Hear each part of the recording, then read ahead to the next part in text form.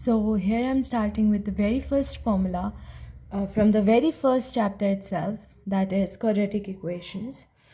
So basically the first formula is to find the roots, and as you can see here, this is very basic. So a plus b is definitely the coefficient of x upon the coefficient of x square and minus with the sign it.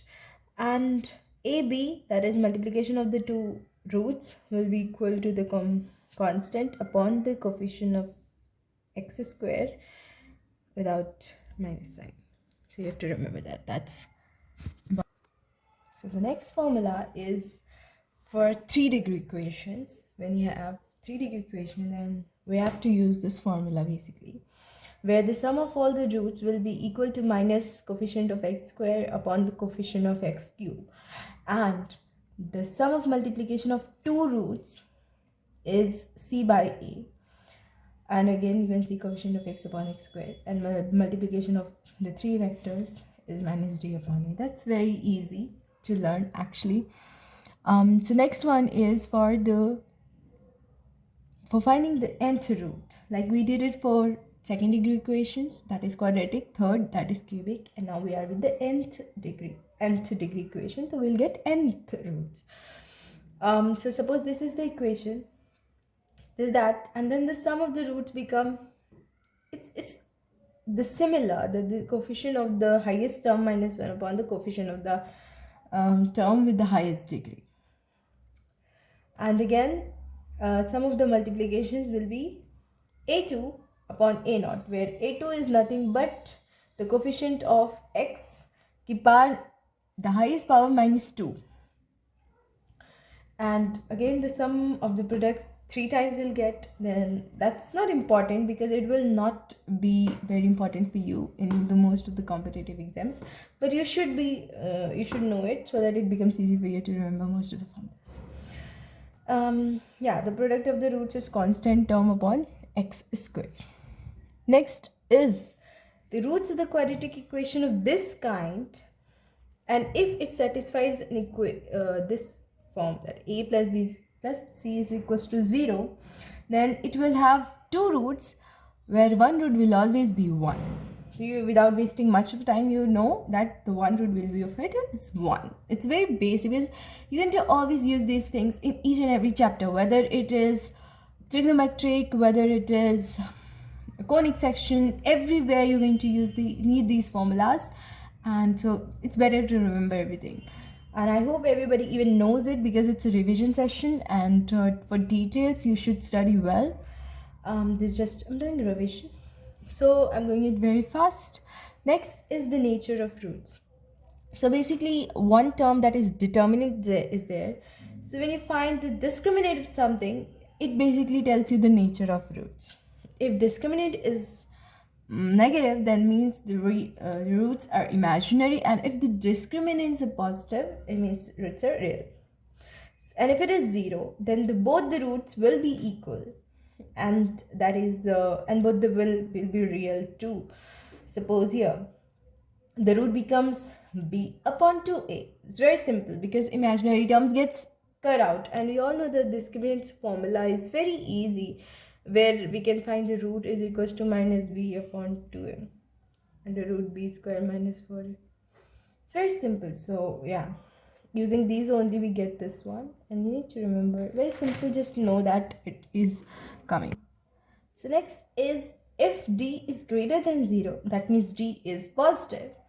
In that case, we'll have real roots and distinct roots, and it will be given by this. One root will be this, another root will be minus. As we see, plus minus was there basically. Next is, if d is less than 0. In that case, again we get the imaginary roots, which is minus b. Imaginary basically means you cannot solve it on a real axis. You cannot solve it on the x and y axis, but the numbers you get on an imaginary axis. So complex plane, that's it. And if d is a perfect square, that means this are rational only when the coefficients this are rational, otherwise roots are irrational. If the numbers are rational, then the roots will be also rational, otherwise it will be irrational, as it's said. Basically this is not that important, but I would like to go through it since I'm not missing out anything. So if roots ax squared plus bx plus c is equals to 0 and the roots are reciprocal of each other, then for sure c is equals to a. Why? Because whenever we multiply the two roots, and if they are reciprocal, it will always come to be 1. And if it is 1, that means c by a is 1, and it's simple, a is equals to c. Then we have the sixth formula, which is basically identity. Suppose a quadratic equation has more than two roots, so the equation becomes an identity. It's a detailed one, I hope, but it's not that useful. You just remember that a is equals to b is equals to c is equals to 0, everything, because a quadratic equation is going to have only two roots, and if it has more than two roots, for sure it doesn't define in that equation. So basically it's no more an equation, but a sort of identity something. And the two equations, this have the common root alpha. If they have the common root, then if you will solve it, then you'll get this one. And it's not it doesn't make sense to remember such a big formula, because you can already solve it. It's just 2-3 lines and then you'll get it. The one I told you this formula, minus b plus minus under root b square minus 4ac upon 2a, using that formula only, if you will solve it by keeping two roots equal, for sure you'll get these equations. And I would never recommend you to remember it. Doesn't make sense to me. Then in order to find the common roots between the two equations, make the same coefficient of x squared in both the equations and then subtract the two equations. This is the method that we do in it, and we get this one. If you would have solved questions, then you would be understanding it very well how this came. It's very easy. You just solve 1 or 2 questions, you'll get it. Since it's revision, I wouldn't go in much detail. Now it's transformation. Let's go to transform. So the first one is, if throughout the equation ax squared plus bx plus c is equals to 0, we replace x by 1 by x, then the roots will get reciprocal. That is, if the roots are a, then it will become 1 by a. And if we replace the x by minus x in the same equation, then the roots will get opposite signed. If it was positive, it will get negative, and if it was negative, it will get positive. And if we replace x by x minus k, that is the very third point that we will be studying.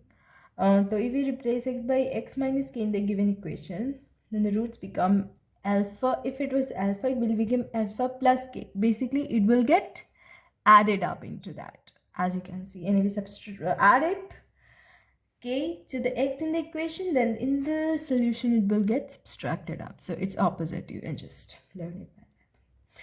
And if you replace x by k, then it will get multiplied. So if you divide k in that equation, the roots get multiplied by the same constant, where k is nothing but just a constant. And if we multiply k, then we'll get divided. As I said, it's opposite, vice versa basically. And then we have, if we replace x by under root x, the roots get squared up. If we square the x, then roots will get under rooted. So basically these are the quadratic equations. The next topic that we're going to have is these quadratic equations, and basically telling the nature of the roots. This helps to know whether the roots, what are the points when we draw the graph. Basically this section will help you in making graphs and solving the questions using graph, because that's very important when it comes to quadratic equations and solving roots. This is very important. Sometimes it's faster. So you would have solved the questions, then you would be knowing how easy questions become when you solve using graphs. Whether d is, because you cannot distinguish normally whether d is positive. For that you need to know that the roots lie between the points, then for sure it will be positive. So these things matter. If you don't understand, the D is positive, A is positive. This is what was talking about is, let me tell you, if you don't understand. Suppose this is the graph, okay, this is our axis. So basically the graph is pointing upward. So for this equation, whatever the a square plus bx plus c the will be, a will always be positive. Why? Because it's upward, the curve is going upward, that's why. And if the curve goes downward, suppose it was something like this, here a will be always negative, it will be less than 0. Okay, so that's what a tells. And D, one thing is D, if there is two constants, suppose these are the two constants that we have, alpha and beta, these are the two roots. And if the equation is something like this is alpha and this is beta, okay, then that means D is going to be positive. Why? Because it is inside some constant k. Suppose the k over here we have, so D will be positive. And if we don't have k there but some constant here, k1, k2, then it will get negative, that D will be negative. I mean, you cannot say that necessary. D can be positive or can be negative if k lies between the roots. You cannot distinguish it, right? But if the roots lie between the constants, then it will for sure always be positive. This is the condition. So we are using the same thing. And one more thing, the lowest most point over here, so the coordinates for this becomes, it's very simple, that is minus b upon 2a. You just can remember it, okay? The coordinate for this point, the point at which the curve changes its direction, you can say the differentiation is 0 at that point. So yeah, d upon 4a, it makes sense. This will be that. And for this equation, it will again minus b upon 2a, but because for both the equations it will be different for both the curves, so points will also come different in both the terms. So yeah, that's what it is all about. A is positive, it will open upward, and if a is negative, then it will open downward. And these are the points. This is nothing but when you put the value 0 in this equation for the roots, then you'll get this. It's very easy. You just have to put the 0, equate it, this equation with 0. Again, whether a will be positive or a will be negative, again it shows. If it's all upward, then you can say that this function fx is always positive. You can see is always positive throughout the curve. So yeah, if a is positive and the roots, if it is not like this, it's always in the positive direction, then for sure it will always be positive. That's what it is saying. For a to be positive and b square minus 4c is always less than 0. Two conditions are there, okay, for this to meet up. For this, if you want that this curve is always positive, then b square minus 4ac is raised in this region only and not go in this region like this. So if you have to meet this condition, then that b square minus 4ac should always be less than 0. This tells that is always will be positive. For this, same for this also, b square minus 4ac should always be less than 0 for this to be in one direction only. That means this is the condition that's being satisfied. These two conditions basically satisfy. A should be positive, and it depends on a is just the negativity, but this tells that it will always be in the positive direction. Yeah, that's what it is saying. The quadratic equation x squared plus bx plus c is always non-negative and non-positive according. B square minus 4c is always less than 0, and a is equals to greater than 0 for non-negative, and a is less than 0 for not positive. That's very simple. Okay, so this is just the further extension of that point that I already told. The ninth point, The sign of the quadratic expression this, similar to the sign for x is less than alpha, x greater than beta, and opposite to the sign this. Basically, you need to go through the graph. Suppose this is this, and for sure we can see that it's negative, it is positive, and this area is positive. So it helps you while making the graph. You get to know that it's always this region after this point is always positive, after this point is always positive, but this is negative. So you can easily get it by the equation. You can know it yourself just by seeing the equation how the graph will become. So you should know very nicely how to draw graph from the equation itself. That's very necessary, and questions become really easy after that. And one more thing I would like to tell you is d is equals to 0 when it's just touching the x-axis at just one point. You can see here, yeah. This is what it is saying. See, d is always greater than 0, and a is less than 0. That means it's going in the negative direction, and d is always positive. Matlab, the roots will always be positive.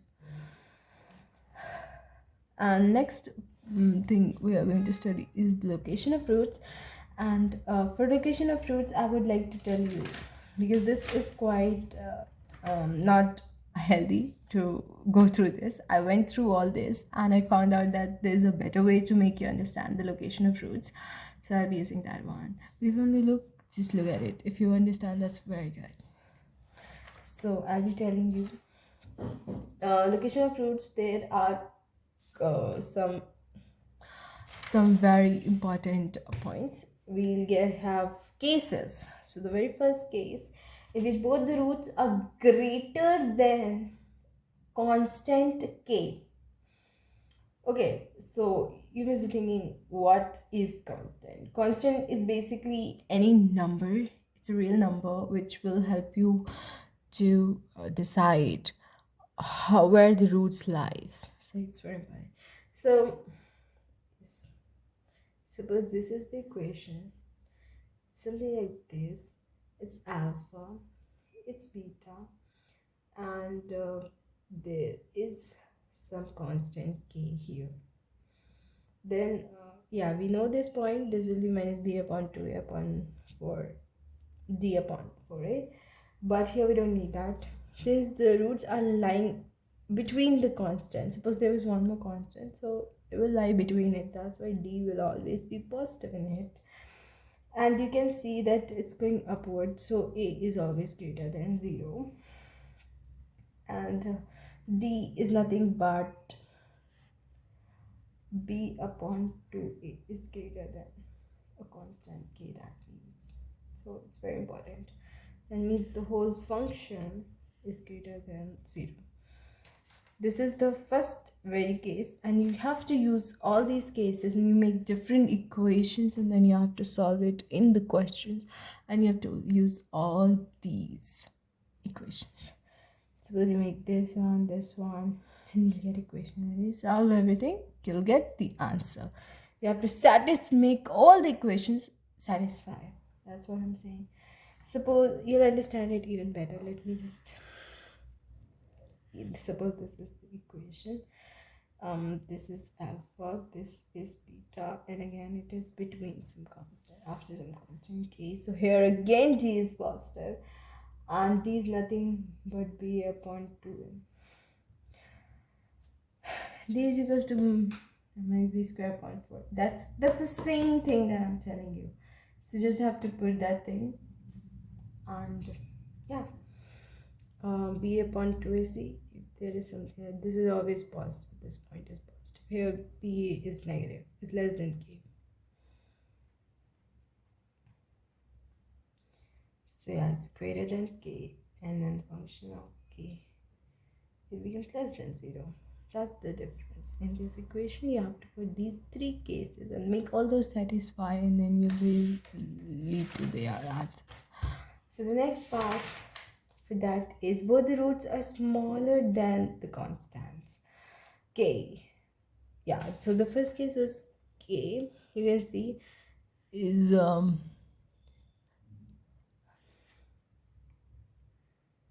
smaller than, is less than the roots, right? Alpha and beta, it's always less than the roots. Wait a second. We have k is greater than the roots. Okay, so in that case, we do something like this. Suppose, and there is alpha, there is beta, and there is some k.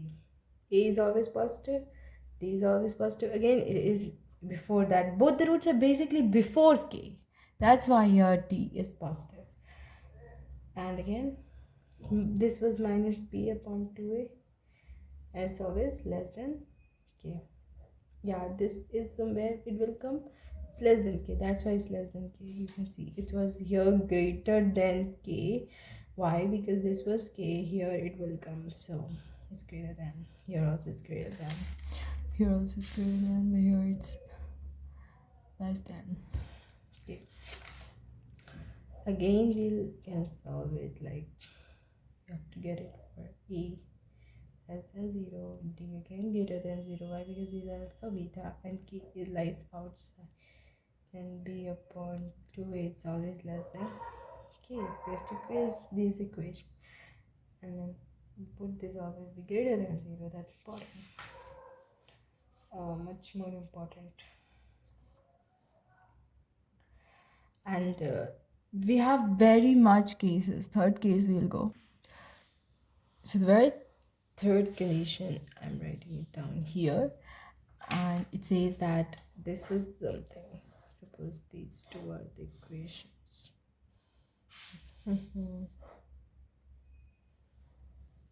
Here a is less than 0. Suppose k is between alpha and beta, and alpha, beta are what? Roots. So these are the alpha, this is the beta. So you can see d, when you put, it's always between that, and you cannot say whether d will be positive or negative.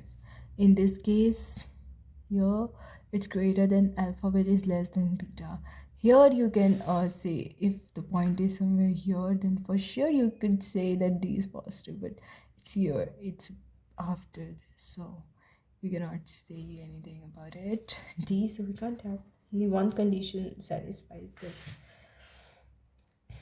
and I just hope you'll get it why the other conditions are not there. And see, it's always positive.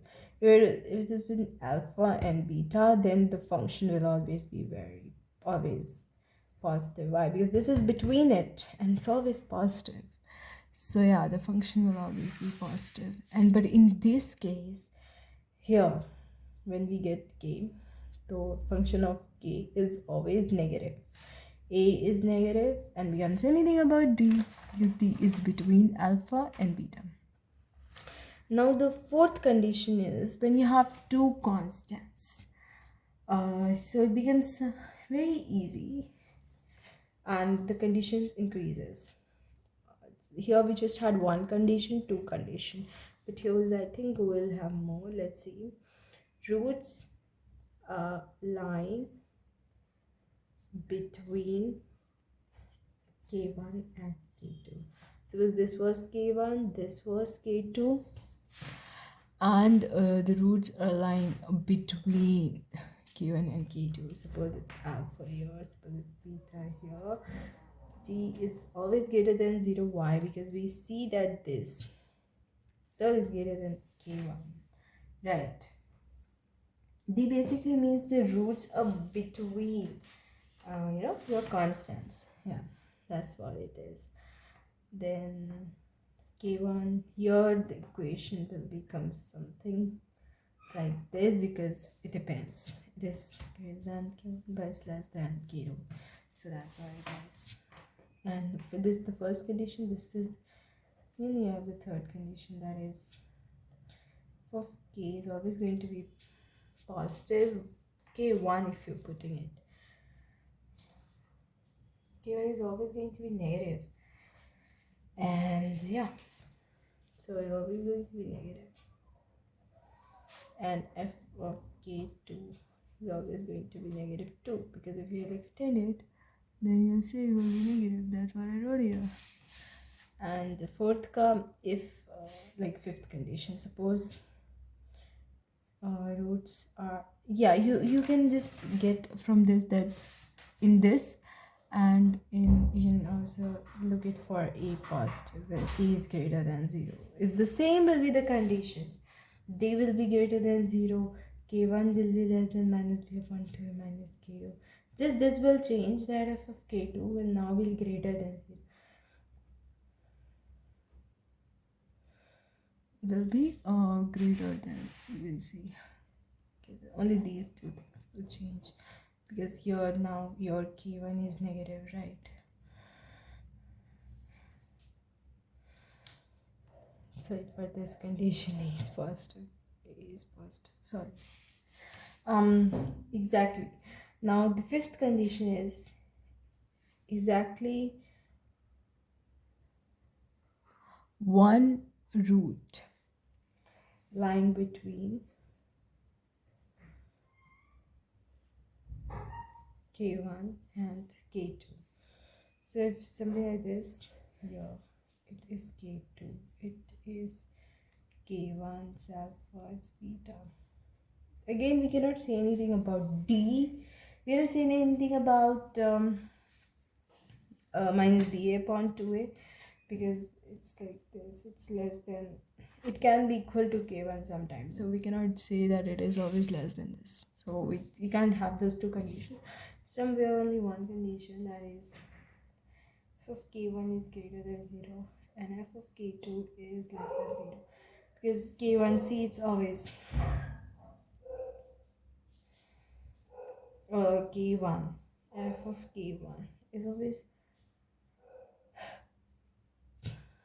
k1 is always negative and f of k2 is always positive. That's what it is. And if it becomes something like this, here we get alpha, it's k1, beta, and it's k2. In that condition, k1 is always positive and f of k2 is always negative, k2.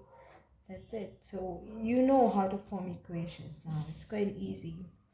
You just have like two conditions here you can have. When you can solve using these two conditions, it will be really helpful when you will be solving questions, believe me. It's just the revision part, so I'm just telling you the equations, all the equations at one go. Both k1 and k2 lies between alpha and beta. Yeah, sometimes this can be condition. k1, k2, this is alpha, this is beta. F of k1 is greater than 0, f of k2 is greater than 0. That's it. Only those conditions. And we have something like this, k1, k2, alpha 1, and again the same thing. You know it, the negative, f of k2 negative. So yeah, this is where the chapter ends. I hope you like it.